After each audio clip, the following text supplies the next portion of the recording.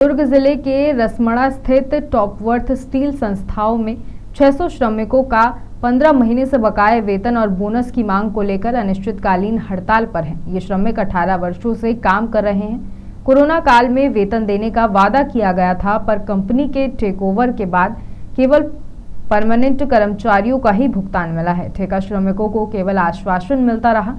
लंबे समय बाद अब श्रमिकों ने प्रदर्शन शुरू किया। कंपनी के एचआर ने बताया कि मामला मुंबई नेशनल ट्रिब्यूनल में विचाराधीन है और निर्णय का पालन किया जाएगा। तो अभी ये वेतन 15 महीने के जो है, ये हम मांग कई सालों से 3 सालों से हम मैनेजमेंट के पास गोहरा रहे हैं, शासन प्रशासन को गोहरा रहे हैं, न्यूज वालों को गोहरा रहे हैं, लेकिन कोई अभी तक हमारा मांग पूरा नहीं किया। को आश्वासन देता है टाइम, केवल टाइम चाहिए, तारीख पे तारीख। हमको एलसी में जाते हैं, एलसी केवल मिली भगत सरकार है, सबसे घटिया सरकार वो प्रशासन है जो हमारे बात मजदूरों का सुनता ही नहीं।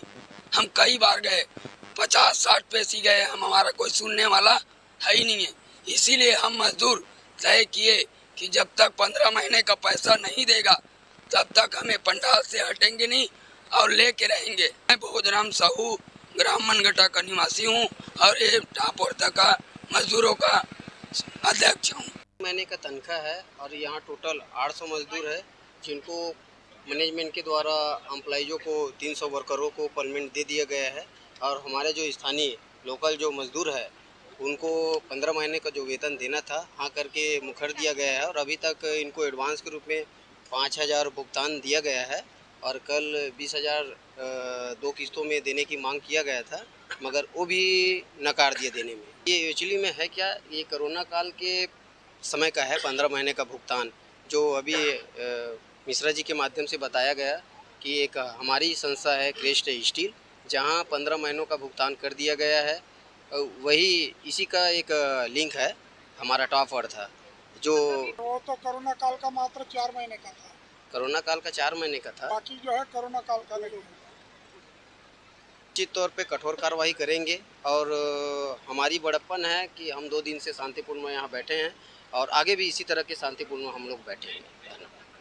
जी, मेरा नाम मोतीम बाल किशन निषाद, वर्तमान में ग्राम रसमड़ा सरपंच। पहले तो मैं अपना परिचय बता रहा हूँ। मेरा नाम एच.एस. मिश्रा है। मैं हिंद मजदूर सभा का प्रदेश अध्यक्ष हूँ और steel metal federation of India का राष्ट्रीय उपाध्यक्ष हूँ। बहुत सारे बोर्ड का मेंबर हूँ। ये आप जो पूछ रहे हैं कि कैसे बैठे हम लोग, अभी जो बागले जी ने कहा है कि 15 महीने के बाद जो कोरोना पीरियड में एक कंपनी और है इनकी यहाँ क्रेस्ट है, वो उसमें 16 महीना का बाद था, जिसमें 12, 14, 15 महीने का उनको मिल गया है।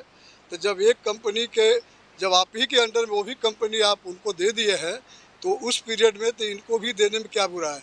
और हमारे जो रेगुलर कर्मचारी हैं जिनको हमने दिलवाया है, तो जब आप रेगुलर कर्मचारी को दे सकते हैं तो ये भेदभाव ख़त्म करके आप कोर्ट कचहरी का बयान देते हो कि हार गए जीत गए, वो सब छोड़िए। आपको मानवता के नाम पर गरीब मजदूर, आज इनका मजदूर काम नहीं कर रहा तो प्लांट बंद हो गया। इनको समझ में आ गया कि मजदूर नहीं है तो प्लांट नहीं है। ऐसी स्थिति में मजदूरों को पैसा देने में इनको आनाकानी नहीं करना चाहिए। आज करोड़ों का नुकसान रोज हो रहा है। अभी आज दूसरा दिन है, अभी जब तक 15 महीने का नहीं मिलेगा, हम लोग संकल्प किए हैं कि जब तक 15 महीने का प्रबंधन नहीं देगा तब तक यहाँ से हमारा डेरा डंडा और टेंट नहीं हटेगा। और चाहे किसी भी स्थिति में हमको जो कुछ करना पड़ेगा, हम तैयार हैं इनका मुकाबला करने के लिए। लेकिन अभी भी इनसे निवेदन कर रहे हैं। कल तहसीलदार महोदय ने कहा कि आप लोग मान जाइए, तो क्या माने? अरे कुछ तो मनाने के लिए आपके पास होना चाहिए कि सूखे मान जाए। हम बैठे हैं तो हमारा पैसा लेना है, जिसके लिए हम बैठे हैं, तो उस पर आप बात ही नहीं कर रहे तो क्या मान जाएंगे। तो मेरा कहना यह है कि श्रमिकों का विषम परिस्थितियों में कर्मचारी मेहनत करके काम करता है इस कारखाने में, धूप पानी पसीना गर्म में ठंड में, आपको मानवता के अधिकार पर सोच करके इनका भुगतान कर देना चाहिए। और उसके कई गुना नुकसान काम बंद होने पर हो रहा है। हम लोगों ने हड़ताल नहीं किया है, हम लोगों ने काम बंद नहीं किया है, काम प्रबंधन ने खुद बंद किया है। तो साथियों, मैं आप लोगों से ही कहूँगा कि हम लोग चाहे जो भी कुछ करें, चैनल और मीडिया के लोग अगर हमारी बातों को आगे नहीं बढ़ाएंगे तो हम क्या कर रहे हैं, कितना संघर्ष कर रहे हैं, किसके लिए लड़ रहे हैं, वो आपके माध्यम से इसको हाईलाइट करिए। मैडम, ऐसा है कि ये कंपनी हमको जो है एनसीईआरटी से मिला है डेफिनेटली, कर्ज मुक्त मिला है।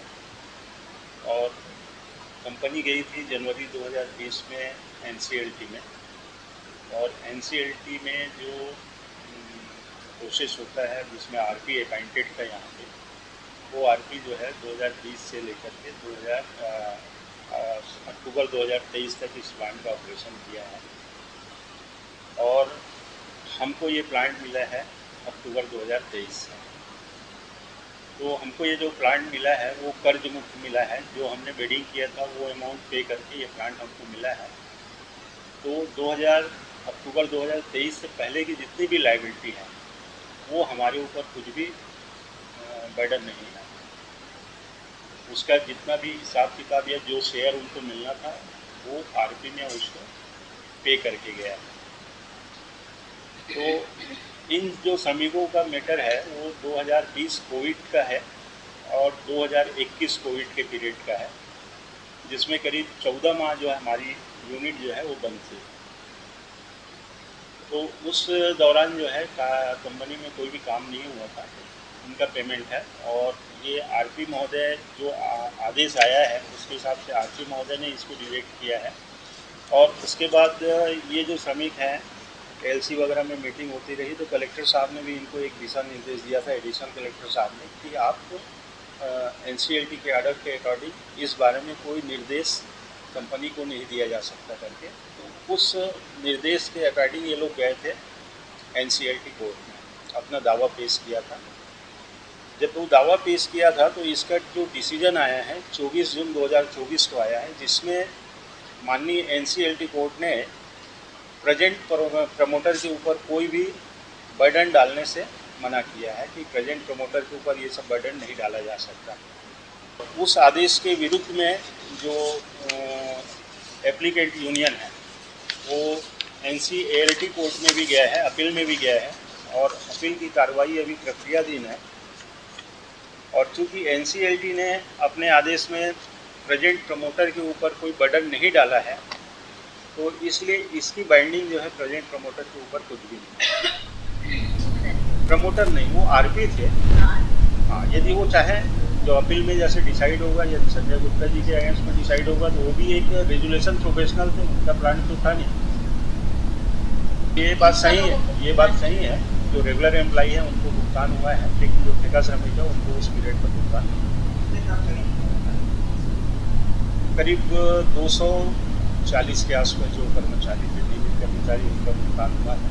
और करीब 500 सवा 500 ठेका श्रमिक है जिनकी भुगतान